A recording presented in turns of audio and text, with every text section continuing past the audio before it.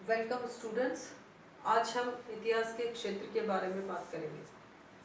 किसी भी विषय के क्षेत्र का अर्थ होता है कि वह विषय अन्य कितने विषयों तक फैला होकर उनसे संबद्ध होता है। इतिहास के क्षेत्र की यदि हम बात करें तो वह कितना विस्तृत है अथवा कितना संकुचित। इसे जानने के लिए हमें ये देखना होगा कि प्रमुख इतिहासकारों ने इस संदर्भ में कौन से विचार व्यक्त किए हैं। सबसे पहले हम बात करें E.H. कार की। E.H. कार ने इतिहास को अतीत और वर्तमान के मध्य अनवरत संवाद बताकर इतिहास के क्षेत्र को विस्तृत करने का प्रयास किया। कौशाम्बी ने मार्क्स की तरह उत्पादन के संसाधनों के आधार पर इतिहास का वर्गीकरण किया है। R.C. मजूमदार ने इतिहास के क्षेत्र को सत्य के अन्वेषण तक सीमित कर दिया, अर्थात अनावश्यक बातों का इतिहास में समावेश नहीं होना चाहिए। इतिहास की विषय वस्तु का अवलोकन करके भी इतिहास के क्षेत्र को समझा जा सकता है। इसके लिए दो प्रकार की अवधारणाएं हैं। दार्शनिक वर्ग की अवधारणा के अनुसार इतिहास की विषय वस्तु वह कोई भी विचार हो सकता है जिसे इतिहासकार पुनरानुभूत कर सकता है, अर्थात विषय वस्तु को वह देख सकता है और उसे अपने मस्तिष्क में अनुभव करके सजीव बना सकता है। व्यावसायिक वर्ग की अवधारणा के अनुसार प्रत्येक युग की आवश्यकता के अनुसार इतिहासकार विषय वस्तु का निर्धारण करता है। हेरोडोटस ने महाकाव्य युग में इतिहास की विषय वस्तु कहानी मात्र को समझा। मध्य युग में जब धर्म की प्रधानता हुई तो उस समय सेंट ऑगस्टाइन ने संपूर्ण विश्व को ईश्वर का नगर बताया। वैज्ञानिक युग की आवश्यकता के अनुसार ब्यूरी ने इतिहास विज्ञान है, न कम है और न अधिक के रूप में इसे प्रस्तुत किया। अवधि के आधार पर भी इतिहास का वर्गीकरण किया गया है, प्राचीन, मध्यकालीन और आधुनिक, और स्थान और देश के आधार पर भी भारत, चीन और अमेरिका का इतिहास। कुछ इतिहासकारों ने इतिहास के क्षेत्र को विस्तृत बताया है क्योंकि इतिहास का स्वरूप भी काफी व्यापक और विस्तृत है। इतिहास का स्वरूप विस्तृत क्यों है? इतिहास के स्वरूप के विस्तृत होने का मुख्य आधार विभिन्न युगों के सामाजिक मूल्य और उनकी आवश्यकताएं हैं। किसी भी समाज की भौगोलिक स्थिति, अर्थव्यवस्था, सामाजिक, राजनीतिक, सांस्कृतिक और संवैधानिक स्थिति का विवरण आवश्यक होता है और यह इतिहासकार से अपेक्षा की जाती है कि वह प्रत्येक समाज के इन विषयों का विवरण उचित रूप में प्रस्तुत कर सके। यदि समाज का क्षेत्र विस्तृत है तो एक इतिहासकार के लिए यह संभव नहीं हो सकता कि वह सभी विषयों का विवरण प्रस्तुत कर सके। इसलिए आधुनिक युग में इतिहासकारों ने इसके क्षेत्र का वर्गीकरण किया और इस प्रकार छोटी छोटी शाखाओं पर शोध करके इतिहासकारों ने विशिष्टता अर्जित की और इस प्रकार आज हम इतिहास का वर्गीकृत क्षेत्र देख सकते हैं, जिसमें हम सबसे पहले बात कर सकते हैं राजनीतिक इतिहास की। आरंभिक इतिहासकारों ने जब इतिहास लेखन शुरू किया तो राजनीतिक इतिहास पर ही सबसे अधिक लिखा गया। राजनीतिक रंगमंच पर महापुरुषों के कार्यों और उपलब्धियों ने न केवल वर्तमान बल्कि भविष्य का भी मार्ग प्रशस्त किया। भारत का स्वतंत्रता संग्राम महात्मा गांधी, जवाहरलाल नेहरू, बाल गंगाधर तिलक, गोपाल कृष्ण गोखले, कि जीवन गाथा के अभाव में अधूरा ही रहता।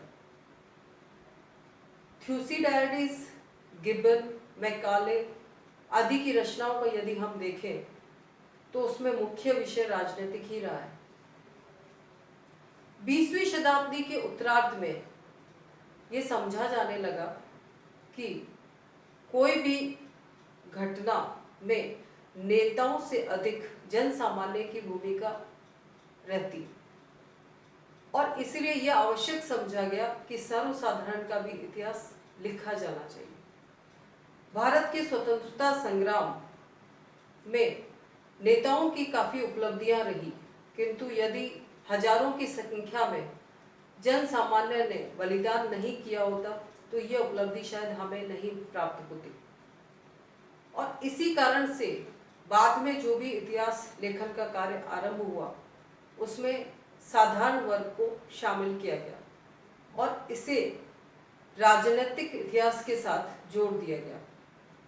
इसे माइक्रो हिस्ट्री भी कहा जाता है।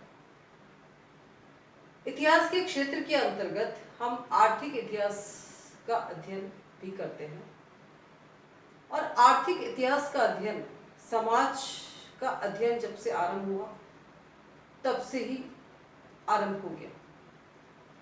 समाज ने आजीविका के साधनों को किस प्रकार ढूंढा, इसका ज्ञान यदि करना हो तो आर्थिक इतिहास को पढ़ा जाना आवश्यक है।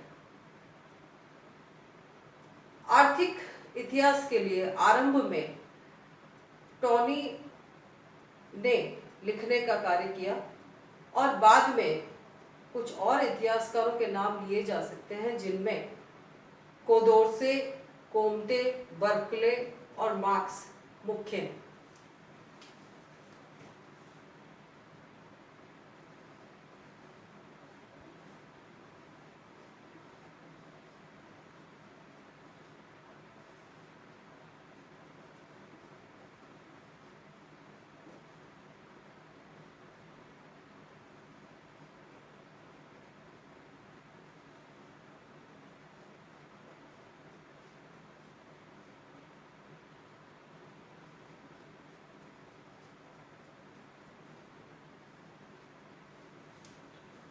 इन सभी ने आर्थिक इतिहास को महत्वपूर्ण बनाने की दिशा में अपना योगदान दिया। आर्थिक इतिहास के अंतर्गत आजीविका के साधनों के अतिरिक्त कृषि, व्यापार, उद्योग, परिवहन के साधनों का अध्ययन किया जाता है। भारत के इतिहास में यदि हम देखें तो मार्क्स की विचारधारा के आधार पर कई इतिहासकारों ने काम किया है और उनमें मुख्य रूप से कौशाम्बी, इरफान हबीब का नाम उल्लेखनीय है। आर्थिक इतिहास के द्वारा कुछ सामाजिक संबंधों और मानवीय व्यवहार को भी जानने का प्रयास किया जाता है। यह देखने का प्रयास किया जाता है कि आर्थिक परिस्थितियां इनको किस प्रकार से प्रभावित कर रही थी। आर्थिक इतिहास के अंतर्गत पूंजीपतियों का, बैंकों का इतिहास भी शामिल किया जाता है। राजनीतिक और आर्थिक इतिहास के अतिरिक्त सामाजिक इतिहास लेखन का भी काफी महत्व बढ़ता जा रहा है। वस्तुतः इतिहास की आधारशिला समाज ही है और अगर हम देखें तो इतिहास का निर्माण विभिन्न व्यक्तियों और राष्ट्रों से नहीं बल्कि विभिन्न समाजों से हुआ। सामाजिक इतिहास को महत्व देने का कार्य मुख्य रूप से ट्रेवलियन ने किया।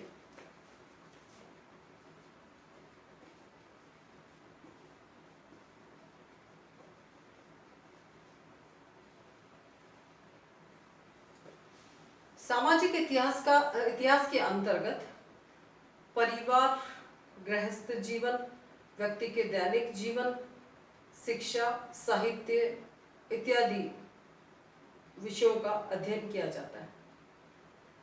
भारत के इतिहास में यदि हम सामाजिक इतिहास का अध्ययन करें तो हमें स्पष्ट होगा कि राजनीतिक घटना चक्र चाहे जैसा भी चला हो, लेकिन भारत का समाज इससे अप्रभावित ही रहा। भारत में विभिन्न राजवंशों का उत्थान और पतन हुआ। जैसे राजपूतों के पतन के बाद तुर्कों की, बाद में मुगलों की, बाद में अंग्रेजों की सत्ता स्थापित हुई, लेकिन इससे भारत के समाज में कोई विशेष परिवर्तन नहीं आया। भक्ति आंदोलन के समय रामानंद, कबीर, नानक जैसे सुधारक हुए, जिन्होंने समाज सुधार के लिए काफी कार्य किया। और यदि हम बाद के पीरियड में भी देखें तो महात्मा गांधी, जवाहरलाल नेहरू, राजा राममोहन रॉय आदि समाज सुधारकों ने समाज सुधार के लिए काफी कार्य किया। संसद और विधानमंडलों के द्वारा भी काफी अधिनियम बनाए गए, परंतु एक बात जो स्पष्ट दिखाई देती है कि इतने सुधारों और इतने नियमों के निर्माण के पश्चात भी भारतीय समाज में कोई क्रांतिकारी परिवर्तन नहीं आया, और यदि परिवर्तन आया भी है तो उसकी गति काफी मंद रही है। इतिहास के क्षेत्र के अंतर्गत एक और शाखा की बात हम कर सकते हैं, वो है औपनिवेशिक इतिहास। औद्योगिक क्रांति के पश्चात जब यूरोपीय राष्ट्रों में अपने उद्योगों के लिए कच्चे माल की प्राप्ति के लिए और निर्मित माल को बेचने के लिए उपनिवेशों की स्थापना की दौड़ चली, तो उनमें आपस में संघर्ष आरंभ हो गया। और इस संघर्ष का ही परिणाम था कि हमें मोरक्को संकट, अगादिर संकट, फशोदा कांड जैसी कई घटनाएं दिखाई देती है, जिनसे स्पष्ट होता है कि उस समय अंतर्राष्ट्रीय तनाव काफी बढ़ गया था। और इसी का परिणाम था कि इतिहासकारों का ध्यान आकृष्ट हुआ और उन्होंने औपनिवेशिक इतिहास लेखन आरंभ किया।